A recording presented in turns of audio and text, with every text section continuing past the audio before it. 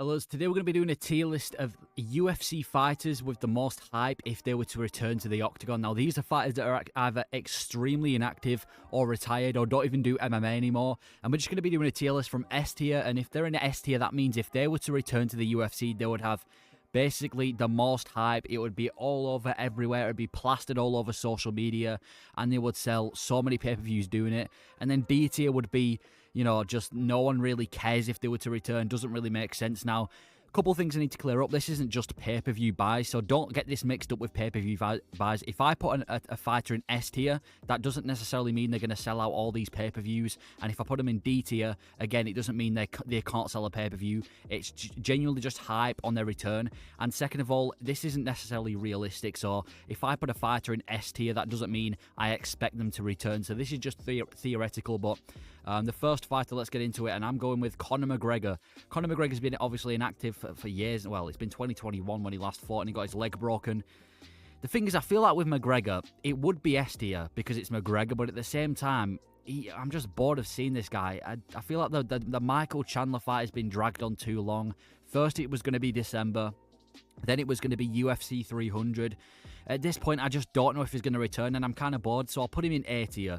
Pay-per-view-wise, 100% is S tier. I'm not trying to doubt that, but overall hype, I just feel like I'm a bit bored of him. I do want to see him back in the Octagon, but it's not like prime McGregor, where he was starching everyone.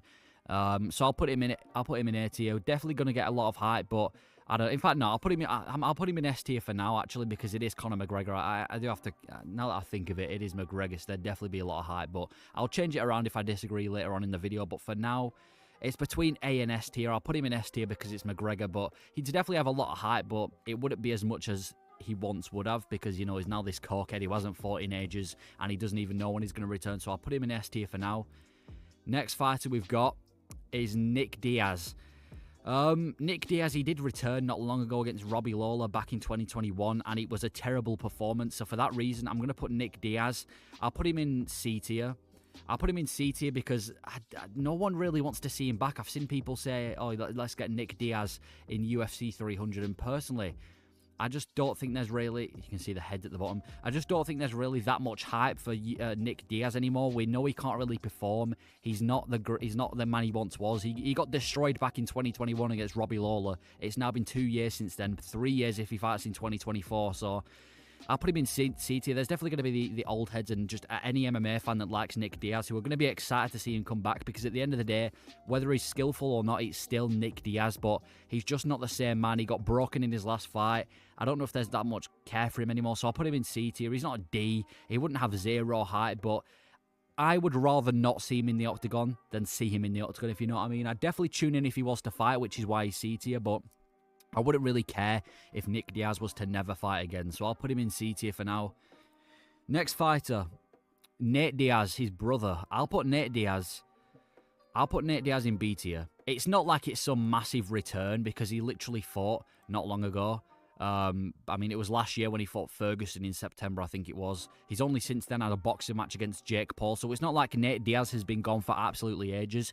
If it was Nate Diaz versus McGregor or Nate Diaz versus Poirier, I'd put it in A or S tier, but if it was just Nate Diaz against any old fighter, I'm going to say B tier. He'd definitely have more hype than Nick because, I mean, he's a bigger name than Nick Diaz. He's fought more recently than Nick Diaz. He's got a better chance of winning a fight than Nick Diaz does, but he wouldn't have, you know, there'd definitely be a lot of, you know, people tuning in to watch him, but it wouldn't be S tier level. It wouldn't be A tier level unless he was to fight a guy like McGregor or Poirier. Like, for example, if we were to have like a Nate Diaz versus Kevin Holland, there would be a lot of hype on that matchup, but it wouldn't be breaking headlines. It would only be a B tier for me, so I'll put him in the middle. It would be good to see Diaz back in the UFC, but it's not like he's had this massive return. He's been gone for just over a year, so I'll put him in B tier. Next fighter, Brock Lesnar. Now, this is an extremely unrealistic one. He's like 40-odd years old. He's got these injuries. He's got these illnesses. But if Brock Lesnar was to return to the Octagon, I'm going to put it in A tier.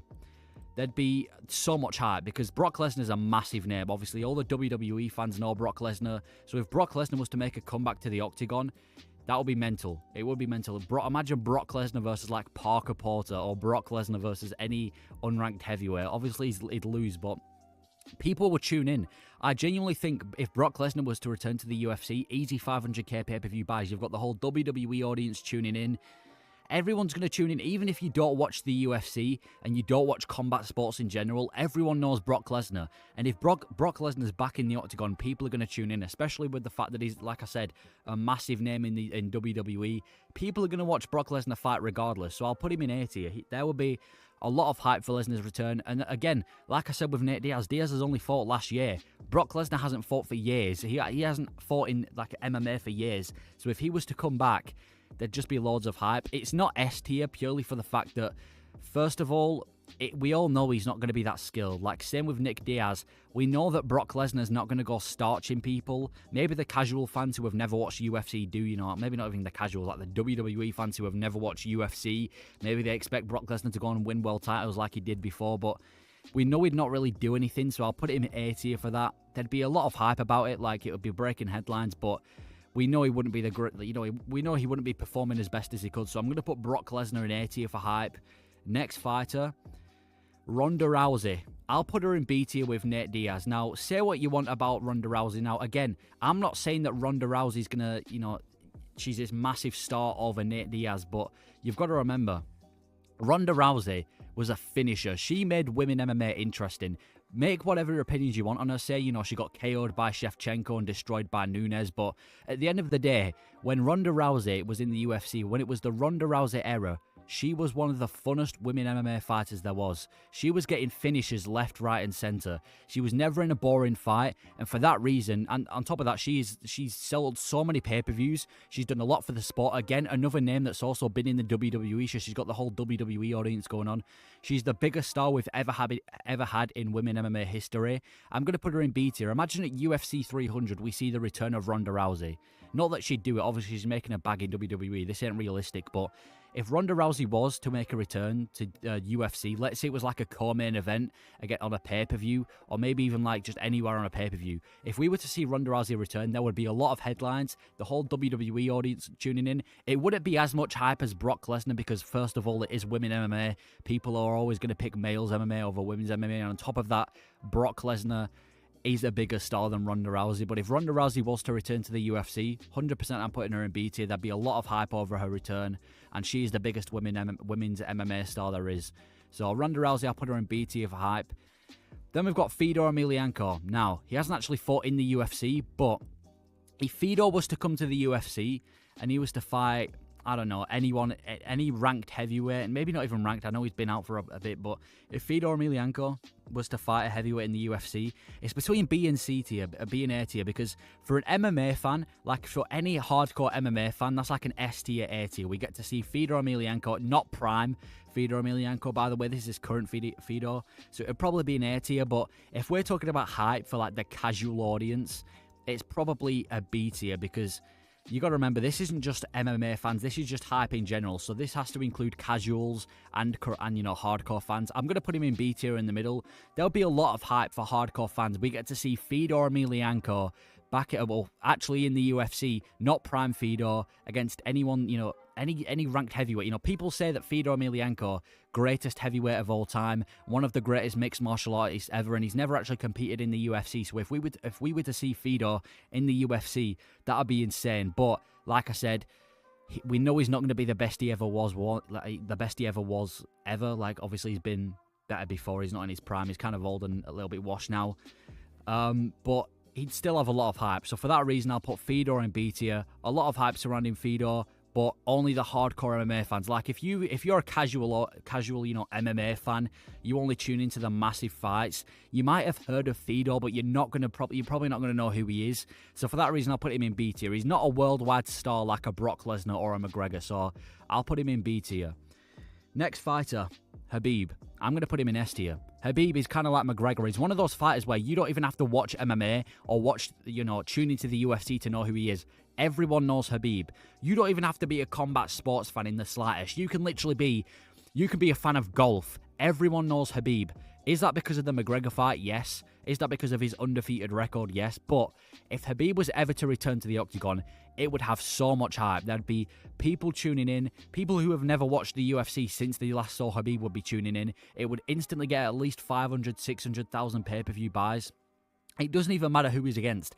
Whether it's against Charles Oliveira, a rematch with Gaethje, Arman Sarukian, or any fight, Khabib is going to get headlines. He's going to get hype. So for that reason, I'm going to put Khabib in S tier.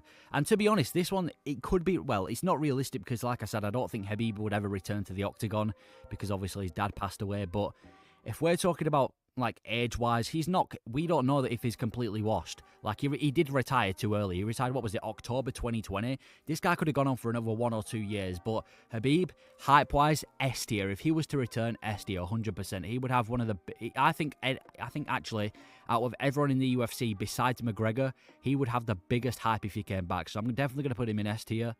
Next fighter and final fighter, GSP. I'll put GSP in A tier.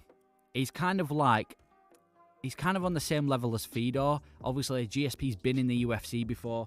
Most people would argue that he's above Fedor on the GOAT list, so that's why I'm putting him A tier. But GSP, one of the greatest of all times. He actually made a return against Michael Bisping, won the belt. But if we were to see GSP, imagine we were to see like a GSP versus a Shavkat, or a GSP versus just anyone in the welterweight division.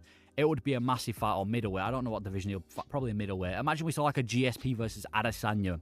If GSP were to return to the UFC, every MMA fan, whether you're a casual or not, most people's heard of GSP, especially the casuals. You're tuning in. It could be a dead card. You're going to tune in to watch GSP return. So I'm going to put him in A tier. And the fact is, it wouldn't actually surprise me if GSP were to go and beat some of these guys. It honestly wouldn't. Like, if GSP were to come in the UFC and start beating some of these contenders, because it's George St. Pierre, it wouldn't actually surprise me. So I'll put him in A tier. A lot of hype. One of the greatest of all time. Some people think he is the greatest of all time returning to the Octagon, so I'll put him in A tier. But none of them in D tier, surprisingly. So no fighter on this list has D tier hype. But that's my list for the UFC hype if they were to return, well, ex-UFC fighters or just ex-MMA fighters.